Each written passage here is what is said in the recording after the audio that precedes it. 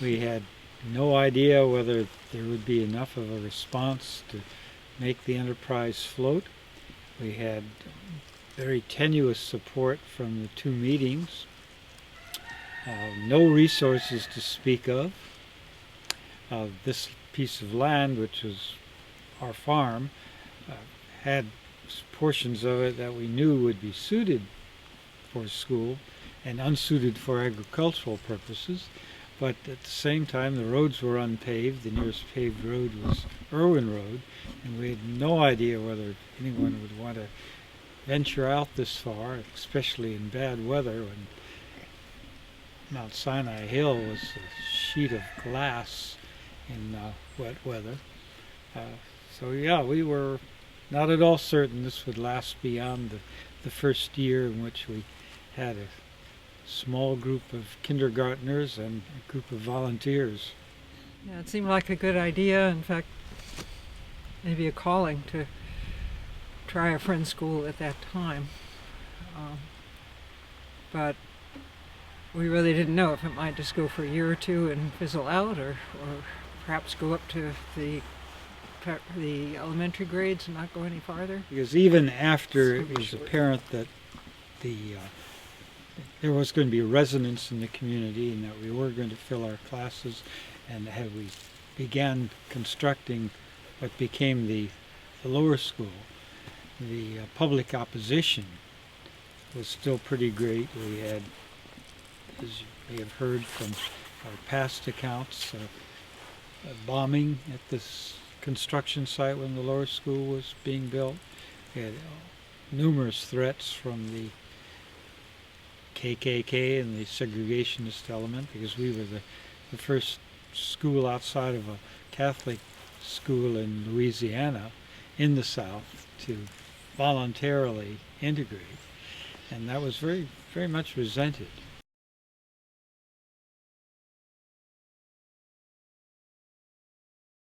In the early days, the buildings, while commercially constructed, were pretty simple.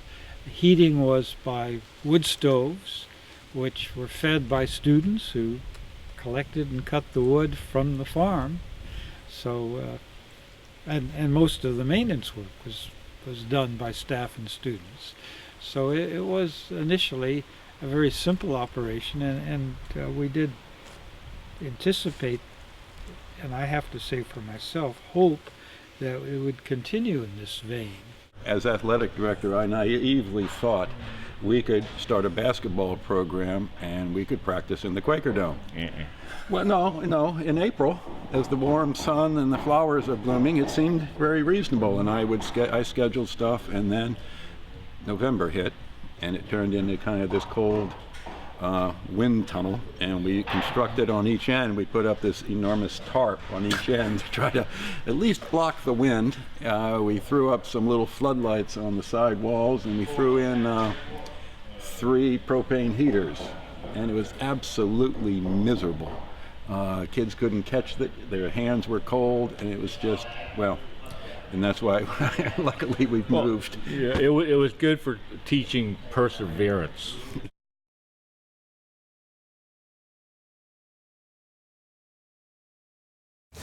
I'm thinking a lot lately of what may have been my most poignant learning experience here. It happened in the upper school, the old upper school meeting hall, on the occasion of orientation for a group of new students, students and parents, in fact, just joining the community.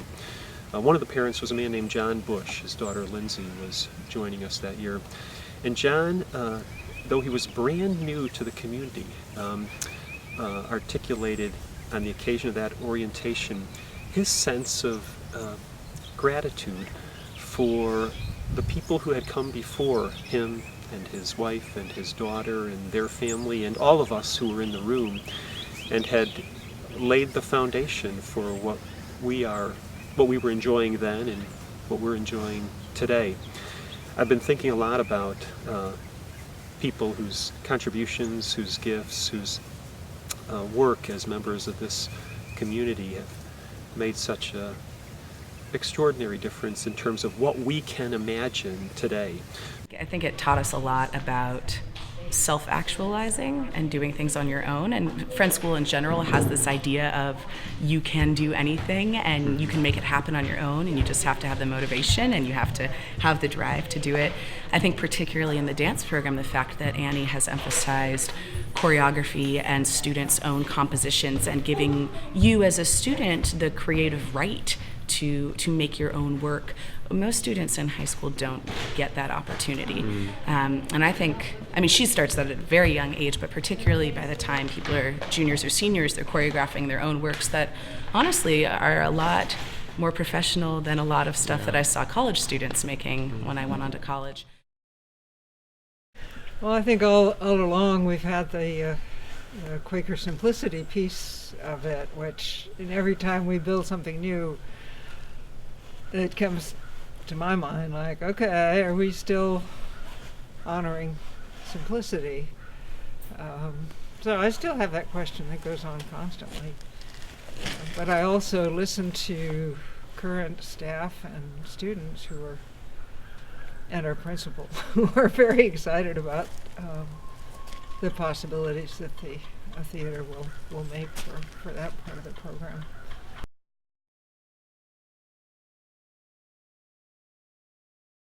I've never been to any other Friend schools in the country, so I can't claim to know about them. But I would say there's also something special about this particular Friend school that sets it apart from other Friend schools. I have a lot of friends that have come from the Northeast and are familiar with like Sidwell Friend School in DC, and are much more familiar with Friend schools. And there is something different I've learned when describing my high school from what they know about Friend schools and their friends that went to Friend schools and what their experiences were. And I think that community is a part of what we have here that isn't necessarily present in more, I don't want to say kind of commercialized, but more, the intent here is more community and personal growth rather than just running a really good school. It's kind of raising really good students and people. And I think that's kind of, I would hazard to say, unique about Carolina Friend School over the Friend School model in other iterations. There was a teacher here named Bob Folks when I was a student here, who was pretty tough, and he was the one guy who I most wanted to impress. And we took an advanced senior class with him. There were, I think, 5 or 6 of us in the class. And it was on Thomas Jefferson and the election of 1800. And I loved it and learned everything there was to know about Thomas Jefferson and the election of 1800, and wrote this brilliant paper that he agreed was brilliant. And then he failed me, of course, because I didn't come to the last day of the class and share the paper with my classmates. And he refused to take back that not passing grade because he said I guess I would say it was a hard lesson in soft skills.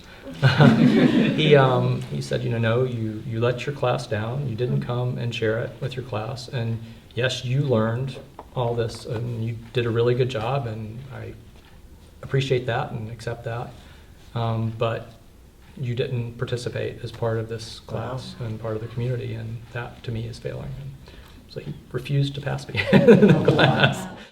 Yeah, when our daughter, for example, well, all 3 of them, but especially Gretchen, comes back to visit the campus, she used to come and look around and say, "Oh, it's getting so fancy," and then she'd stay around and meet people a little bit and say, it's still the same school. The spirit is still there. So I'm kind of looking for that to continue, and I definitely encourage and challenge alumni to come back and see what's going on here, both in terms of the new buildings, but particularly how the spirit of the school has basically not changed. It's only expanded.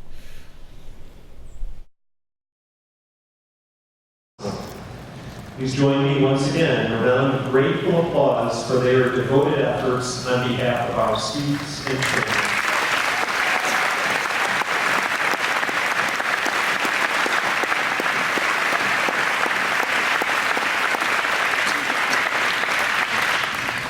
Parents and guardians and graduates, please stand.